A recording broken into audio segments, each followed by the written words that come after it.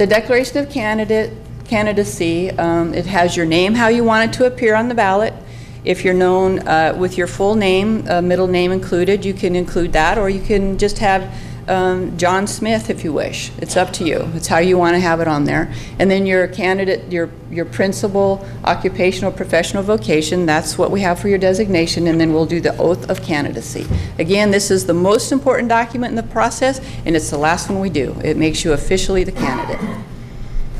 Now, there's a new item this year. We've always had the ballot designation before, but for the state of California, they've decided that for state candidates, it's important that we have a second choice. If you choose to use a designation that is maybe not compliant with the rules and regulations, we want to have a second choice available to you. Now, the Secretary of State's office uses this one. We in Placer County are using it as well.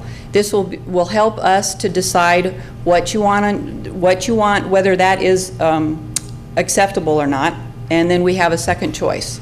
So this is a new requirement this year for us.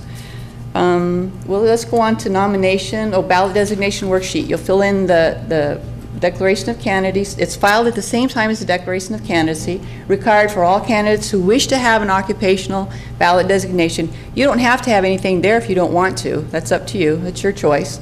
Also allows the candidate to use an alternate designation, just in case the first one doesn't work. And we will talk to you about that. We will notify you. Nomination papers for this election, they're used for the city council members and for the municipal utility districts and the public utility districts.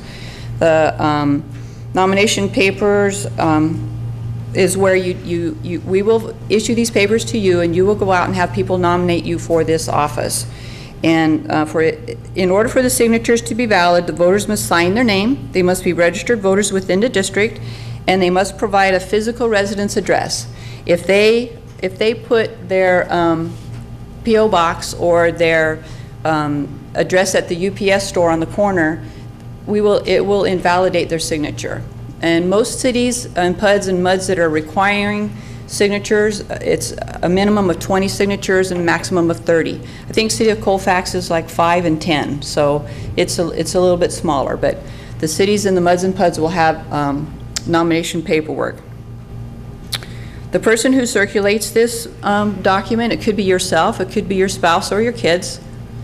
Actually, they have to be able to vote for you. So they have to reside in the district and in order to circulate the nomination petition for you. And they will need to fill out this bottom part of it in their own hand, that they're processing this paperwork and taking it out to the public for you on your behalf. And it can be the candidate or it can be somebody else. Nomination papers, again, the petitions used by cities and municipal utility districts. They need to be registered voters within the district, physical address only, and they must print and sign your name. If we can't read the name, it's going to be hard for us to identify who that person is, and it might invalidate their signature. Most of you probably aren't going to be doing that, but I know some of you were here for city councils and for the MUDs and PUDs, so it's an important document. Now, the candidate statement. You've heard a lot of people talk about the candidate statement. It is a very important document. It's the best way for you to reach the voters of your district, because we're going to mail the sample ballot booklet to every voter in your district. And if you have a paragraph in there about yourself and who you are and why you're running for office and why you think you could do this job, then this is your easiest and most best way to get your word out. This is what our form looks like. We will ask you to print your statement on the second page in the blank area. We're going to take that part and we're going to scan it into our system to help us to get it into the format and into the area where we're going to have it into the sample ballot booklet. Now, if you're in a shared district, some of you might, some of the smaller districts or some of the school districts, we might share with other counties. We might share with El Dorado County or Nevada County, Sac County. If you want to have a statement in those counties, you'll need to contact them to know for sure the information. We are gathering the information as best we can to help you out, so you'll know how much money you're going to need to spend if you want to do a candidate statement in the other counties' books. It's a good way for you to get your word out, your name out, and who you are. There are some very specific rules regarding this statement. We'd like you to refer to the Candidate Guidelines Handbook that I talked to you about on page 31. We have examples of the requirements. It's very specific. We will, if there's something in your statement that we feel does not go along with these rules, then we will ask you probably to change that statement. Our statement form is one sheet of paper, front and back. We ask you to scan your information or to print your information on the second sheet. That way we can insert it in the sample ballot booklet easily. If your district is shared, we want you to make sure that you know what the requirements are for the other counties. We in Placer County are not required yet to publish our book in Spanish. However, if you wish to have your statement translated into Spanish, we can do that for you. You just need to let us know that you want to do that. You would have to submit your statement to us in English, and our translator would have to translate it. If you brought us a translated copy of your statement, we probably would have to maybe not accept that. We would probably send on your English one and have our translator do that. Now, if you're interested in doing that, just let us know and we can take care of that information for you. It's very, very important that you proof your statement. We will not proof for errors, for spelling errors or grammatical errors. We will not do that. Your statement will be printed as you submit it to us.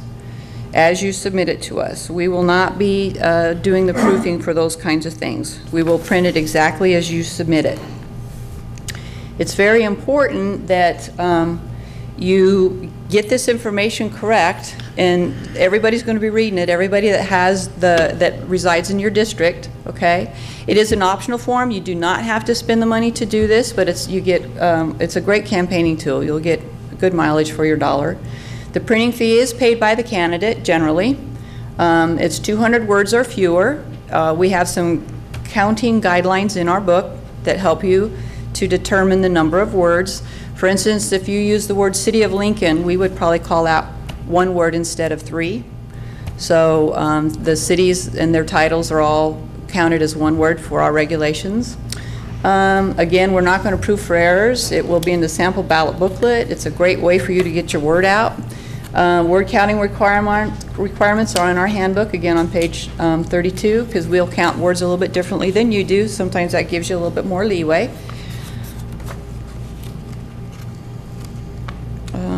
200 words, geographical names such as cities are counted as a one word, abbreviations are counted as one word.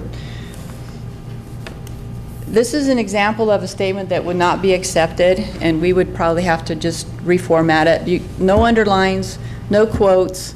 You could use a quote if it's an actual quote that is, familiar to everybody, or it can be shown to us that this is a quote from somebody about me. It's specific, but generally quotes are not allowed.